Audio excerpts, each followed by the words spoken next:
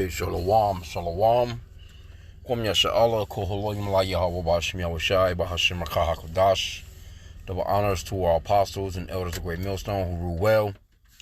That by the Spirit taught us His beautiful truth. And just want to say the water to all the H.I.M and Akwaf that's out here sincerely keeping the laws, the statutes, and commandments of Yahweh Bashim Yahushai to the best of their ability. Shach Hanan Awaf just coming at you with another quick lesson, praying that it's edifying by the Spirit. I'm going to grab this title real quick. I'm going to grab a quick scripture, and I'm going to come back to this article because it's, it's funny, man, to see the tables turn on Esau in his own kingdom. That says, man's tiny house he bought from Home Depot has people divided. It's so sad Millennials and Gen Z have to live in sheds. It's so sad, huh? Hey, well, let me get this quick scripture real quick. Ecclesiasticus 25:7, also known as the Book of Sirach. There be 9 things which I have judged in mine heart to be happy. And the 10th I will utter with my tongue, a man that hath joy of his children, and he that liveth to see the fall of his enemies. And that's what we're witnessing. We're witnessing the fall of our enemies, man. Because,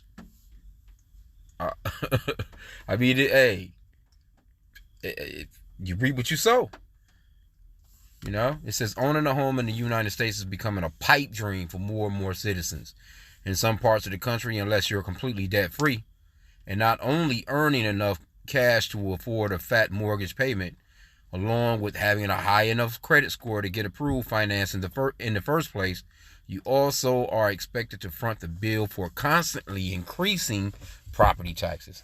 Because Esau, Edom is greedy as hell. They can never have enough. And you can say that I got a home all you want to, but you're never going to truly own it because you don't pay those taxes, they coming to get it, man. And it'll go right to somebody else and they'll start that shit right back over and make it's like an ongoing thing, man. It says this means that you have to pay even more money just for the privilege of owning a piece of property that you're already paying for in the first place. It says even if you own your home, it comes with heavy tax burden.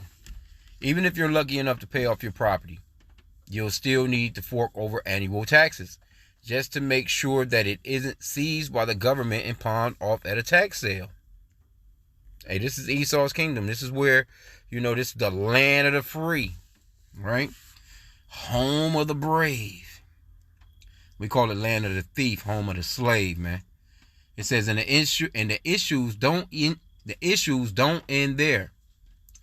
And let's say you're good enough at managing your cash flow, earning income, or you were fortunate enough to inherit some fat stacks of cash. There's still the issue of dealing with a contractor who performs unsatisfactory work. In fact, contractors have the second highest reports of consumer complaints in the world. So you can't get good damn services here. You asking for a roof and they give you a porch. It says, and the Better Business Bureau has reported that there are inordinately high surges of new complaints rolling in, especially after the supply chain issues that began occurring in 2021, 2022. All of this has driven a rise in popularity of so-called tiny homes. Here you go. So not only is home owning becoming prohibitively expensive, but those who are manufacturing, remodeling these homes are receiving an influx of complaints as to their quality.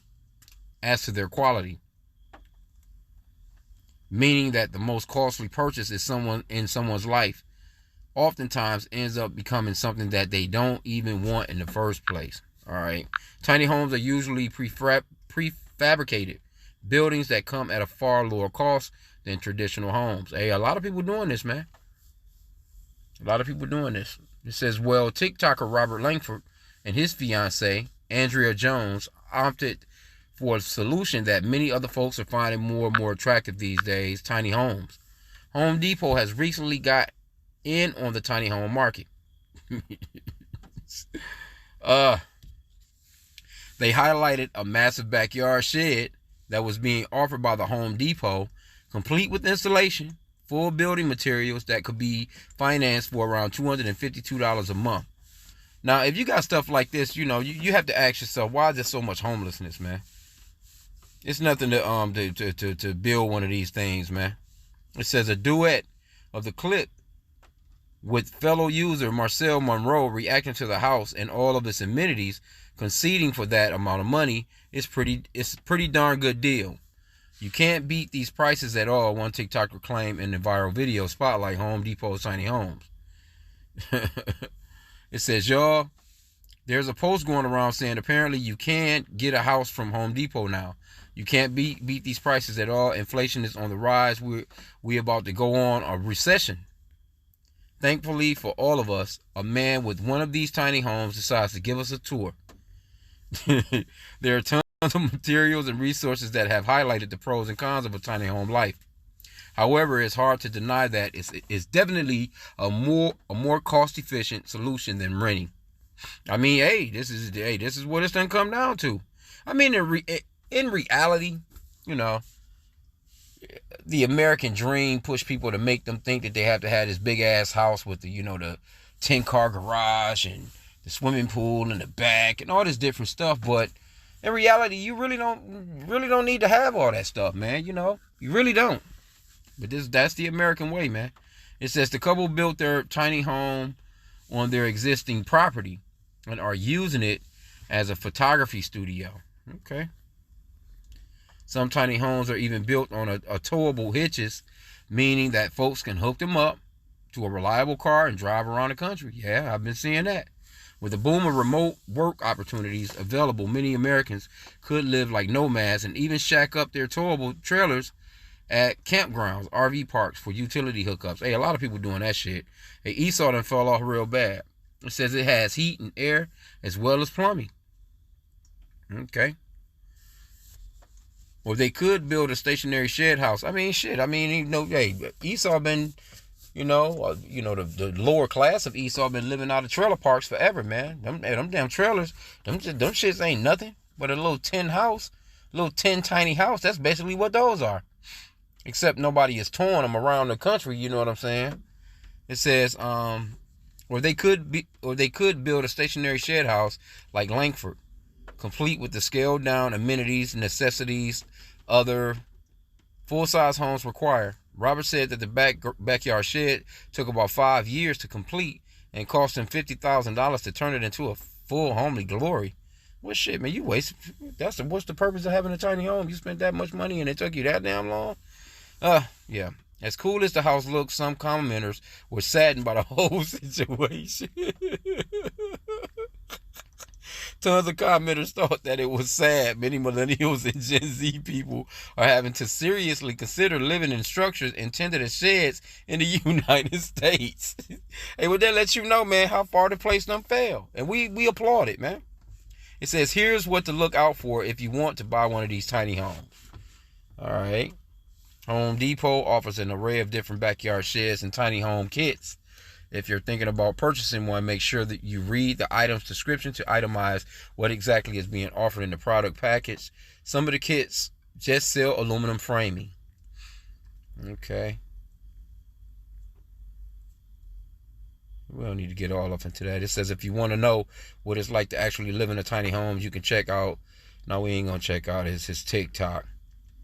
Saving up money to afford a home is becoming a more and more difficult prospect for many people.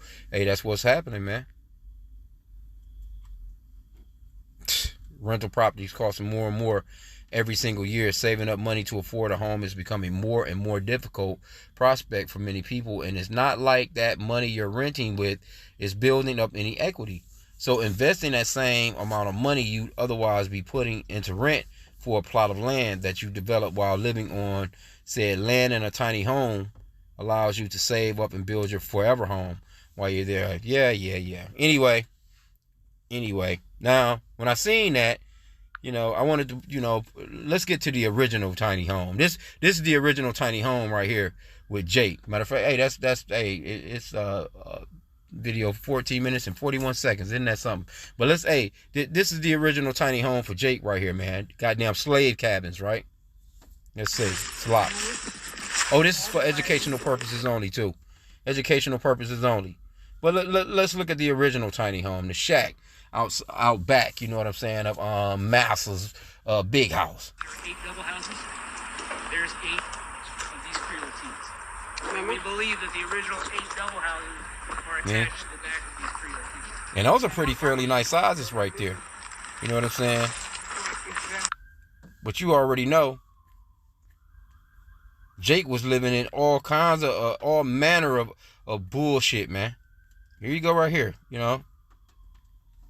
The big house. Motherfucker, see, here you go right here. Here you go right here. Slave quarters in Greenwood, Mississippi. Them your original tiny houses right there, man. I remember, you know, when I lived in Alabama, they call them shotgun houses. So you can shoot through the front door and the shit come out the back. Shotgun houses, man. Sheds, man. This is what Jake was living in. Our people, Esau was living in the big house like this here. Whitney Plantation Museum confronts painful history of slavery. But Esau was living like that.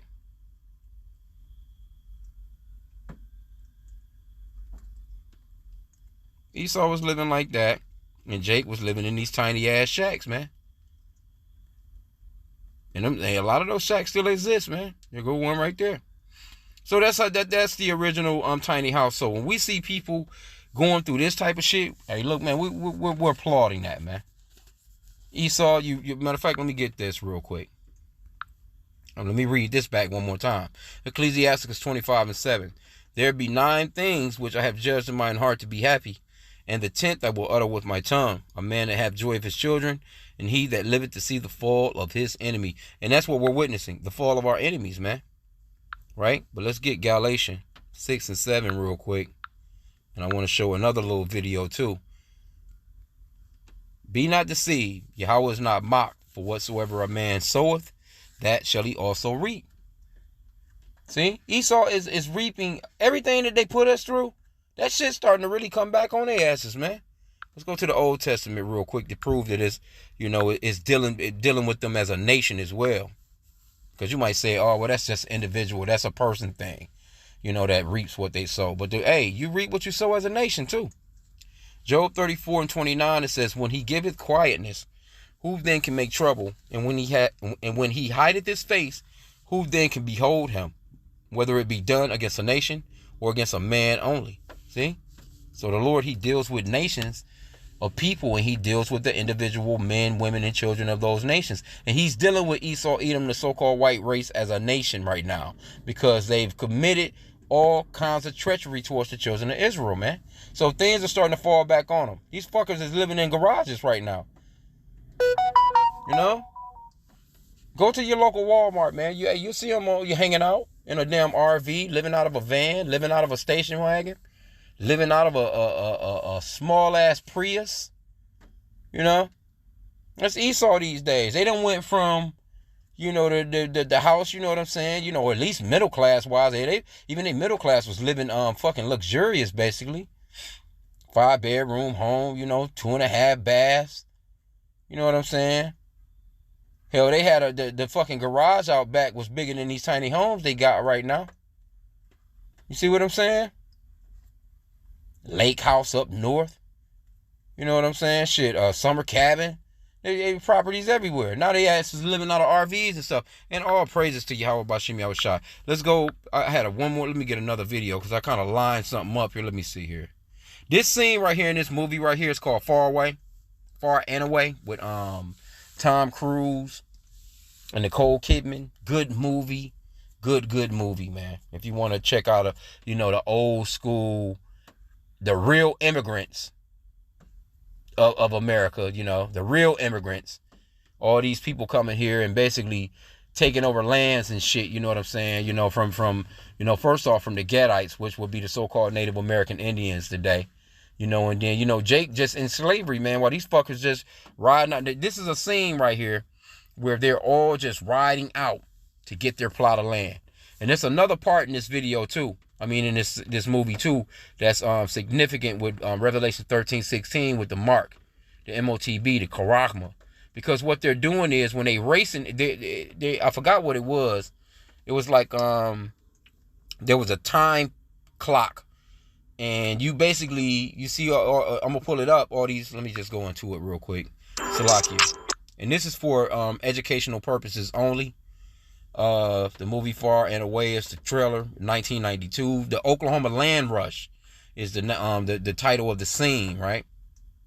And what you're gonna see is they're racing to the best plots of land. They just trying to get, because back then, you wanted land that had like a creek near water. You know what I'm saying? Good for watering flocks. That those particular areas will be good for planting. Flourishing fruit tree. Whatever it was. You know what I'm saying? But this scene, it came to mind when I thought about how far Esau Edom has fallen, because this is where they started at. This is like a scene of where they started when they first stole America. You know what I'm saying? And there was a lot of prosperity for them at that time. You had the gold rush going on. There was a lot of prosperity going on for so-called white people, while Jake was just living in those goddamn shacks. The original tiny home. But let's get this. I know this Salakia for the ad. The ad is gonna be like 16 seconds or whatever here left. But let's just play through it. Lost Michigan Medicaid and need health coverage at healthcare. Salakia. But anyway, good movie though. If you want to check out a good watch, man. In 1992 is when it came out, but you may have to pay for this boy still to watch this shit. Man, what the fuck? What wanted me to take? Here we go, right here, y'all. Educational purposes only. Disclaimer. Here you go, right?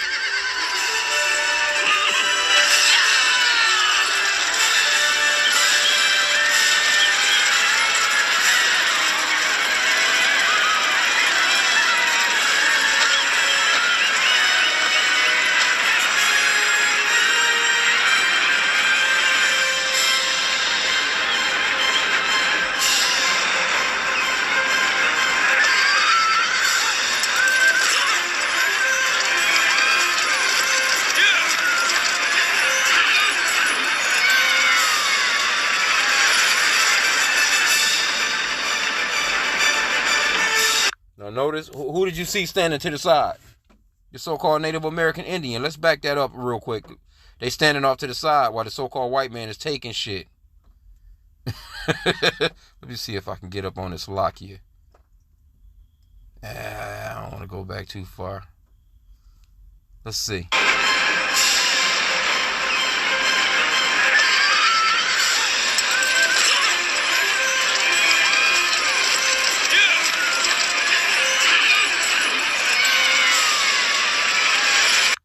Right there.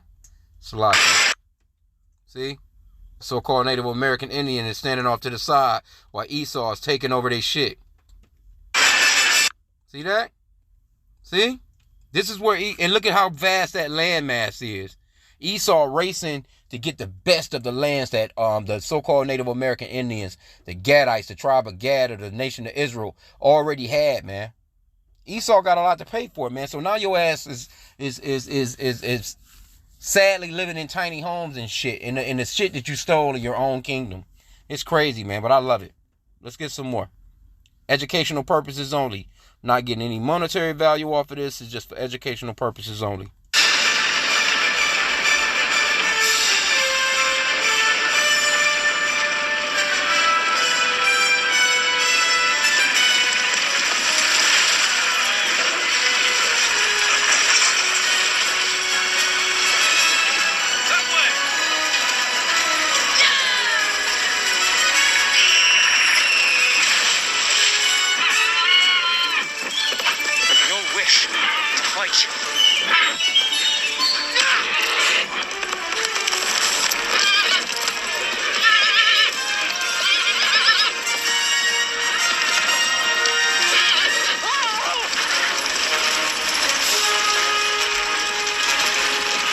Salakia. I'm gonna cut to the chase here because I want you to see the part where basically they have these stakes that they're gonna they have to nail into the ground, which is basically a palisade which goes off into the Karagma in Revelation 13 and 16, and that it's like a palisade, or it's a stake has a point to it, so you're nailing it that point into the ground. It's like the point of a needle. You see what I'm saying? And once you plant your stake in the ground, that's your property. So that's the same thing that the so-called white man is trying to do as far as the MOTB, Revelation 13:16. He wants to put that charagma, that stake, that palisade, which is the needle, off into you and inject that goddamn microchip into you.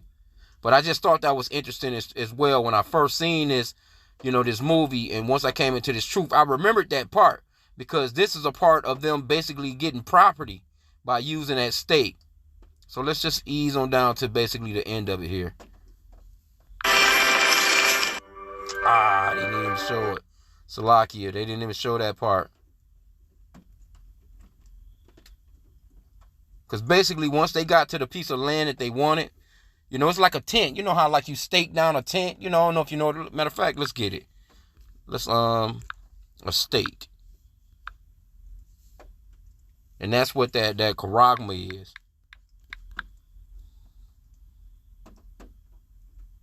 And like the word stake, it kind of goes off into you having a stake into something too. Like you might put a little money into something, you have a stake in it. You know what I'm saying? You have a portion of it, so to speak. It's, something to be owned. But let's see here. Let me put in definition. Salakia.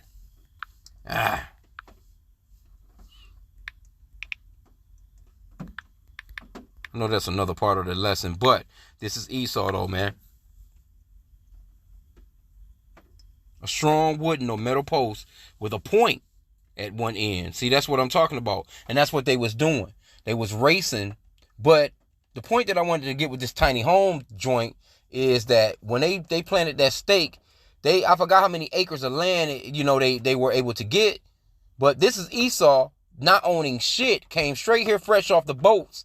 Because those were a lot of immigrants from all these different Edomite little European nations at that particular time back. I think this was dated like around the 1800s or so, like that. 17 or whenever, you know what I'm saying? But they was able to come here and basically they conquered Gad, took over all his land, and then, ran around this whole country and stole, just taking shit. And they was living good. Now, all of a sudden, the asses is down to this right here. A fucking tiny home, man. You ordering a damn garage from Home Depot. You see what I'm saying? Let's get some of the comments. I'm going to end out here, too. I'm not going to keep it long.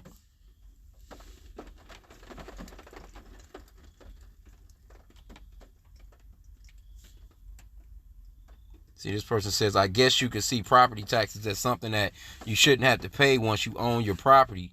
But you might like there being roads, schools, police, fire departments, and other items covered by tax dollars. Yeah, right. They can keep all that shit. They can go back to dirt roads as far as I'm concerned. They can keep the lying-ass schools. Your corrupt-ass police officers. You know what I'm saying? And if a fire start, hell, you just build your shit back up. Paying all them goddamn taxes and nothing never, basically never even using none of this shit. They using your tax money to just bunch of bullshit. Anyway.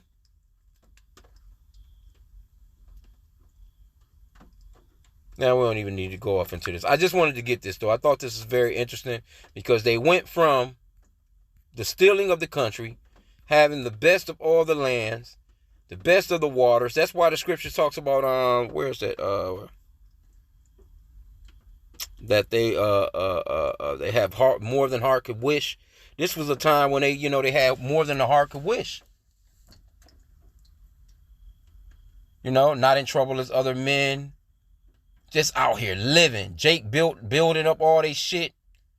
In the meanwhile, Jake is in the original tiny house, the slave cabin. So think about that for a second. Esau, here you go. You ordering a goddamn shed from Home Depot. You done fell that far. But all praises to Yahweh Bashim Yahushua for it, man. And there's more to come. Esau, this is just the beginning of your fall. There's far more to come. Far, far, far more to come, man. Here you go. You can't afford to have children. Your damn race is dwindling. You have a opioid problem. You have an overdose problem. You have just obesity problem. Just every just the whole place is problematic. Your whole kingdom is problematic, man. So, hey, we pray for this stuff, though, man. And these are tokens, man. I'll be praying to the Lord like, Lord, please, just show me a token. I love seeing the tokens because we be praying that Esau, Edom's kingdom will fall. And this is beautiful. Let's get the title of this again. It says, man's tiny home, his tiny house he bought from Home Depot has people divided. It's so sad millennials and Gen Zs have to live in sheds. See? Y'all gonna have to pick up that tab that your ancestors, left y'all with, man. And it's coming down to way worse stuff than this, so just get ready. Hey, just get ready. Get prepared. With that, I pray that the lesson was edifying. Kwame Yashala.